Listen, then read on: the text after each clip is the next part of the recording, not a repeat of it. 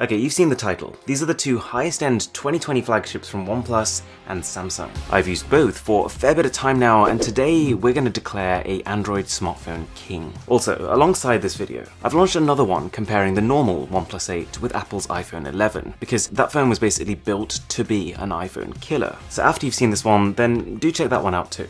In case you were wondering, this is the package OnePlus sent out to me. It's the Media Kit, which has a few cool things inside. For starters, a beefy reviewer's guide. I'm talking a 60-page read over here, and two official cases. One is the sandstone bumper, which, I mean, it feels okay. Solid all-round protection with a textured finish on both the outside and inside, but it is just a sheet of plastic. The second, though, is the carbon bumper, which I think is slightly nicer.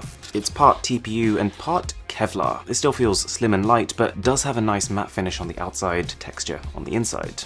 And finally, this is the retail box of the phone. So if you hopped into a store right now, well, this is the box you'd get. And I would go as far as to say that the combination of what it looks like and what you get in here makes this one of my favorite boxes ever. The phone is on top, and below that, you get this elongated insert which has a couple of cool things inside. Some information cards, a sheet of OnePlus stickers, and the invitation letter, which has the SIM ejector tool attached onto it. This is just basically OnePlus saying, hi there, yeah, thanks for buying me. There's more though. I'm a big fan of this case they've added in there. It's not just some lazy generic TPU sheet. It's got the Never Settle slogan in big text. It's got a matte finish on the rails, texture on the inside, and a little designed by OnePlus text. There's a USB-C cable for charging and a 30-watt warp charger. This is fast. The eagle-eyed among you might have noticed that OnePlus has actually rebranded since their last phone. Everything is now in all caps with a slightly bolder logo. Anyways, holding these two phones together, you'll notice something. The OnePlus 8 Pro is a big phone, but Samsung is slightly bigger in every dimension. You'll almost miss it at a glance, but because it's bigger from all angles, it's taller, thicker, heavier, wider, and so when you add all those together, this feels like a middleweight versus heavyweight situation. Like,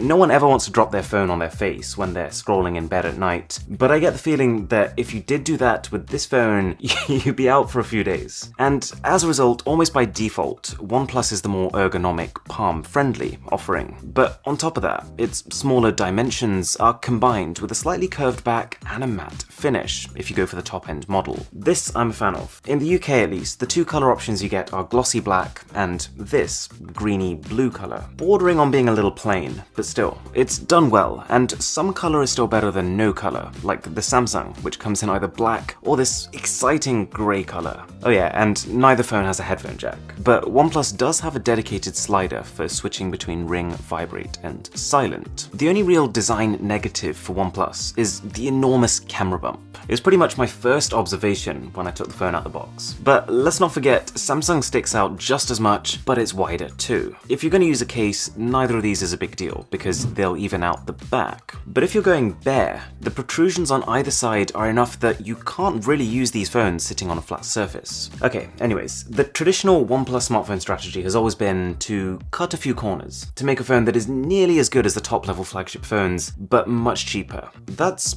changing. This time round, the OnePlus 8 Pro is edging ever closer to costing as much as a flagship. I'll come to this, but now with little, if any, compromise. For example, past OnePlus phones, they skipped an IP rating, they skipped wireless charging, but now you've got both. And in fact, OnePlus wireless charging has gone from being non-existent to now actually ahead of Samsung's. It can charge with 30 watts of power versus 15 on the Ultra. And displays. Samsung really is the one to beat when it comes to smartphone screens. But for my preferences at least, I would go as far as to say that OnePlus has actually just done that. They're similar screens. Both phones actually use a display made by Samsung. They both have insanely high Quad HD Plus resolutions, AMOLED technology for deep contrast, 120Hz refresh rates for liquid smooth performance, and built-in technologies to reduce the amount of blue light emitted, which is just better for your sleep cycle. A similar size too, 6.78 inches versus 6.9 inches. But a few differences, and the key one for me actually being brightness. I almost couldn't believe it, the OnePlus looks significantly brighter than Samsung's. I've tried indoor, I've tried outdoor, same result. We're talking a screen so bright that sometimes I would find myself not bothering to use the torch, but instead just turning my phone around and using the display. Oh yeah, and OnePlus can keep running at Quad HD Plus resolution whilst having its 120Hz refresh rate on. With Samsung, it's a case of deciding, do I want an ultra sharp display or do I want an ultra smooth display? And on top of that, But yes, there is more. OnePlus claims they further extend their lead with something called MEMC technology. It's a piece of software that tries to combat the fact that we've got displays here that refresh 120 times per second, and yet most videos are filmed at 24 or 30. So when you're using certain apps like YouTube on this phone, it can actually insert extra frames to make the video appear smoother. But after a bit, I turn the feature off. It causes extra battery drain, and to be honest, while it does look beautiful on videos that are already filmed at say 60 frames per second, when it's trying to upscale videos that are filmed at like 24 or 30, the end result's frame rate is kind of all over the place. It kind of judders. Both phones have an almost identically sized hole punch. Do you want it on the side or do you want it in the middle? It is completely up to you. Me personally, I'm a corner hole kind of guy. You lose symmetry, but it means that when you watch videos, the hole punch kind of disappears. Generally, when you're watching something, your eyes are kind of focused on the center of your screen. So if you have a corner hole punch, it's kind of further into your peripheral vision. The last thing I did notice is the extra curve you get on the 8 Pro's display, which for the most part is just a subjective thing. But I will say that it's just enough of a curve that in some rare cases, when I was holding the phone with one hand, my other fingers would be triggering the edges. And this doesn't seem to happen on the Samsung. And one thing I've really got to hand to Samsung is the fact that in the last few years, they've brought their phones up from being some of the more bloated and sluggish offerings to actually some of the snappiest. OnePlus used to have a very clear speed and actually even battery advantage, but I think it's starting to fade. And let me be very clear, this is not a case of OnePlus getting slower by any stretch of the imagination. The 8 Pro is blistering fast. It's just a case that actually Samsung has caught up, and we're at a stage where I really can't tell much of a difference between them anymore. Both phones have those ultra-fluid 120Hz displays, and pretty much the best specs you can hope for. Top-end chipsets, a ton of RAM, up to 12 gigs on OnePlus and 16 on Samsung, and fast UFS 3.0 storage. The only caveat with the Samsung is, and we've gone through this, is the fact that there's 2 different versions of the phone depending on which region you're in. And long story short, if you get the Snapdragon version in your region, you're good to go. This is a really fantastically performing phone. But if you get the Exynos version, not so much. But the full detail is linked somewhere here, so you can check that out. I guess the point here is that no matter what region you're in, with the OnePlus you'll get the better Snapdragon chip. Even the speakers on the OnePlus are top level. This is another corner the company has historically cut, but not anymore. You get one on the front, one on the bottom. Vocals and instrumentals just sound so crisp. And I would say the volume is comparable between the two. So,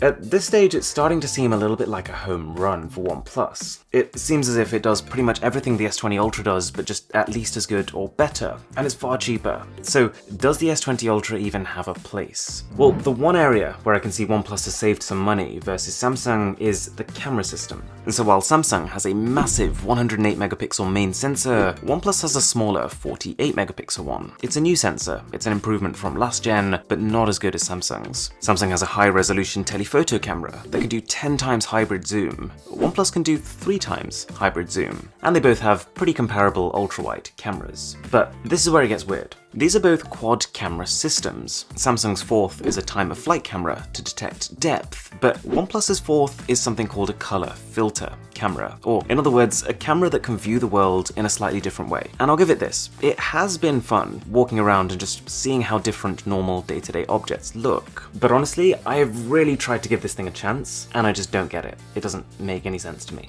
The camera is low resolution, and it doesn't let nearly as much light in as your main camera. In a best case scenario, your output's gonna look like a really old film, and in a worst case, it'll just look like something's gone wrong. Maybe someone will find a really cool use for it, but considering that in my briefing of the phone, the company barely touched on it, and considering that the setting for using this camera is hidden away in the filters menu, it suggests that OnePlus isn't that confident in it either. That said, I spent most of my time with the OnePlus camera actually just being taken aback at how much they've improved the rest of it. It may be cheaper hardware than what's on Samsung's, but in almost every situation, the output is at least as good.